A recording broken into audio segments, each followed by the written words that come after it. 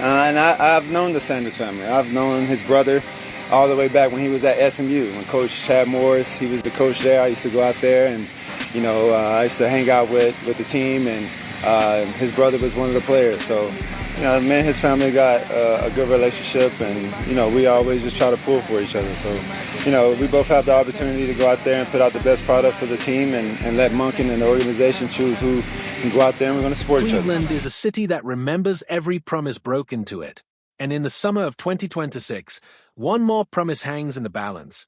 Sitting inside a quarterback room where two men are quietly, carefully fighting for their futures.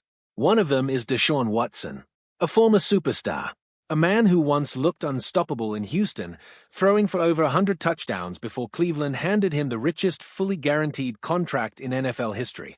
$230 million. 5 years. A bet so massive it reshaped the franchise's identity. But since arriving in Cleveland, Watson has not been that quarterback. Injuries, inconsistency, a completion percentage that's fallen well below what it used to be. Now he's entering the final year of that enormous deal, and the pressure has never been heavier. The other man is Shedeur Sanders, second-year quarterback, son of a legend, a player who arrived in Cleveland carrying an entire family's football legacy on his shoulders and who spent his rookie season absorbing hit after hit on the field and off it. His numbers weren't flashy. 7 touchdowns, 10 interceptions, a season that, on paper, looked like a struggle. But something was happening beneath the surface that the stat sheet couldn't capture. Because while the outside world was writing him off, the people inside the building were watching something different unfold. Fast forward to the spring of 2026. The Browns are in the middle of OTAs, and General Manager Andrew Berea is asked directly about Sanders' progress. He doesn't hedge. He doesn't offer a polite, non-committal answer. He calls it an excellent spring, a phenomenal offseason. Those aren't the words you use to describe a player who's fading into the background. Those are the words you use to describe a player who's climbing. And the climb keeps going. Reports start filtering out from inside Berea. Sanders is moving through his progressions faster. His footwork is tightening. He's growing more confident, more accurate, sharper with every rep under new head coach Todd Monken's system. Meanwhile, on the other side of the quarterback room, a different story is quietly taking shape. Watson looks healthy. He looks determined. But insiders covering the team night after night are noticing something they can't ignore: a lack of consistency, a lack of precision. The gap that once felt enormous, the gap between a former number 1 overall pick and a $230 million veteran, is shrinking. Fast. And then it happens. The moment that turns speculation into something louder. An NFL analyst, breaking down the worst offensive situations league-wide heading into training camp, doesn't hesitate.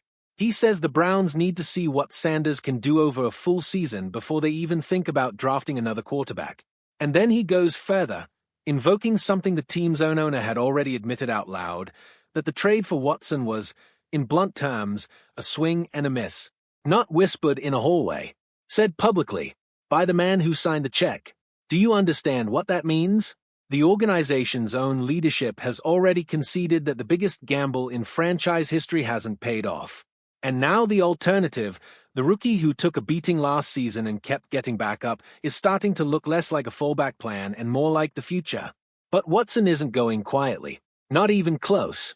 While most of the roster is scattered across the country during the team's summer break, Watson makes a different choice. He heads back to the team's training facility. Alone, mostly. Working with his physical therapist.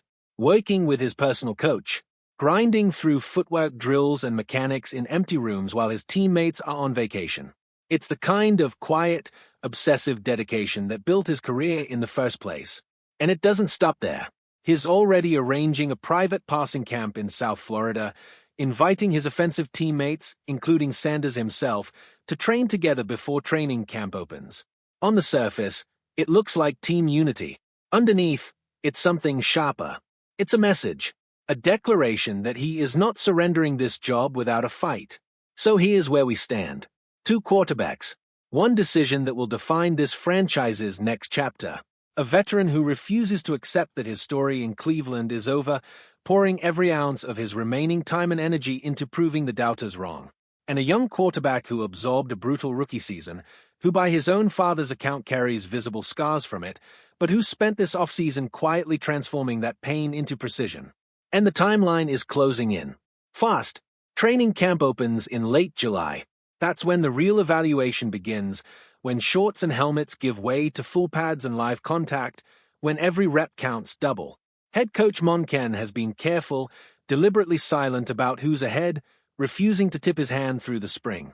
But insiders inside the building are starting to make their predictions. One of the most trusted Browns reporters covering this team was recently asked, flat out, who she believes will be the starting quarterback by the middle of the season. Her answer wasn't Watson. It was Sanders. Think about the weight of that. Not a hopeful fan. Not a talk show hot take. A reporter with direct access to the building, predicting that even if Watson opens the season under center, the job eventually ends up in Sanders' hands before the year is through.